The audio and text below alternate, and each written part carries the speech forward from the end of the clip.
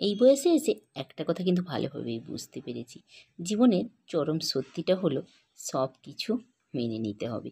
সে যতই কষ্ট হোক না কেন, বাস্তব যেদিকে নিয়ে যাবে সেদিকেই তোমাকে যেতে হবে। বাস্তব কি বলো তো, হয়তো কষ্টটা একটু বেশি পেতে হবে, তবুও তুমি যদি মেনে নিতে পারো তাহলে তুমি জীবনে অনেকটাই সুখী, অনেকটাই ভালো থাকবে।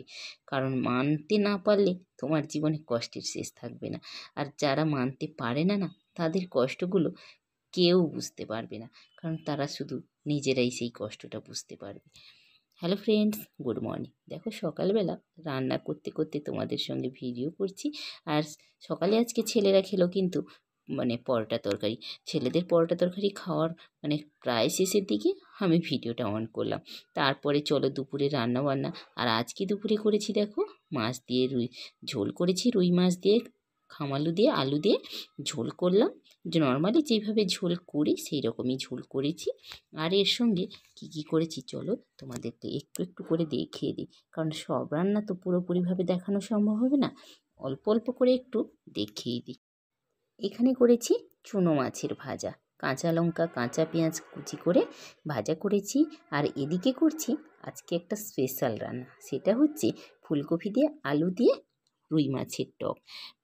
প্রথমবার বানাচ্ছি কিন্তু এরকম টক এর আগে আমি বানাইনি, তবে খেতে কেমন হবে বলতে পারছি না। এই যে শুকনো লঙ্কার ফোড়ন দিয়েছি, তারপরে টমেটো দিয়ে এলাম, লবণ আর হলুদ দিয়ে একটু সেদ্ধ করে নেব টমেটোটাকে। তারপর ভেজে রাখা আলু ফুলকপি দিয়ে জল দিয়ে দেবো।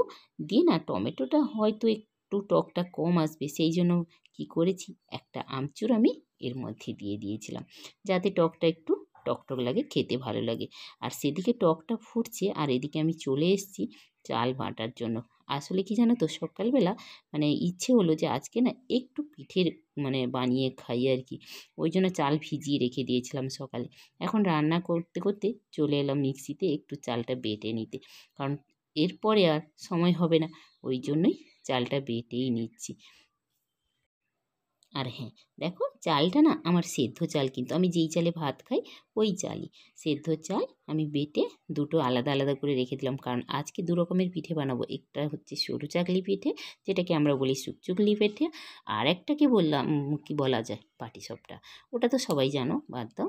মোটামুটি দু রকমের বানাবো বলে দুবার পেস্ট করে দু জায়গায় রেখে দিয়েছি। আর এদিকে দেখো রান্না হয়ে গেছে, রান্নার পর চলো দেখিয়ে দিই। এখানে আলু ভাতে দিয়ে রেখে দিয়েছিলাম, ওটা কাঁচা লঙ্কা কাঁচা পেঁয়াজ দিয়ে মাখাবো। আর এখানে চুনো মাছের ভাজা আর একটু রুই মাছের তেল ছিল, ওটাকে ভেজে নিয়েছি। আর এটা আলু খামালু দিয়ে রুই মাছের ঝোল। আর এটা হচ্ছে সেই স্পেশাল রান্না, রুই মাছ দিয়ে আলু দিয়ে ফুলকপি দিয়ে টক।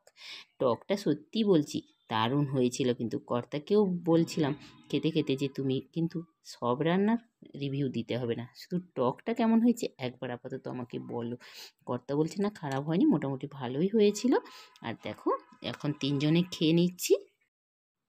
আর হ্যাঁ, ছোট ছেলে কিন্তু সেই দুপুরে সেই খামালু আলু দিয়ে যে ঝোলটা বানিয়েছিলাম ওইটা খেয়ে স্কুলে চলে গেছিলো আর কি। তারপর দেখো তখন তো চালটা বেটে রেখেছিলাম, পিঠে বানাইনি। পিঠে বানাতে বসেছি সেই বিকেল 4:30টার দিকে, 4:30টার দিকে পিঠে বানাতে বসেছিলাম। এখন সন্ধে হয়ে গেছে, এখনও আমার পিঠে বানানো চলছে।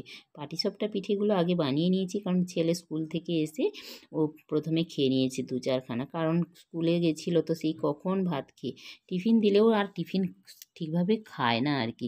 ওই জন্য পাটিসাপটা পিঠেটা যেহেতু ওর পছন্দের, ওই জন্য আগে ওটা বানিয়ে নিয়েছিলাম, ও খেয়ে নিয়েছে। তারপরে দেখো সরু চাকলি পিঠেটা বানিয়ে নিয়েছি, কারণ সন্ধ্যের সময় ওটা সবাই মিলে খাবো বলে বানিয়েছিলাম। আর তারপরে সেই পিঠে বানানো উনুনে অল্প একটু ভাত বসিয়ে দিয়েছি, যদি খিদে লাগে রাত 9:30-10টার দিকে তো খিদে লাগবে, তখন একটু করে ভাত খেয়ে নেবো।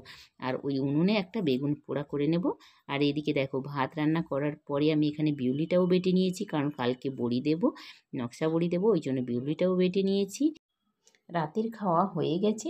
সত্যি কথা বলতে কি পাটিসাপটা পিঠেগুলো যে হয়েছিল কয়েকখানা, ওইগুলোই খাওয়া হয়েছে। আর সরু চাকলি পিঠেগুলো থেকে গেছে, ওগুলো ঢাকা দিয়ে রেখে দেবো, কালকে খাওয়া হবে।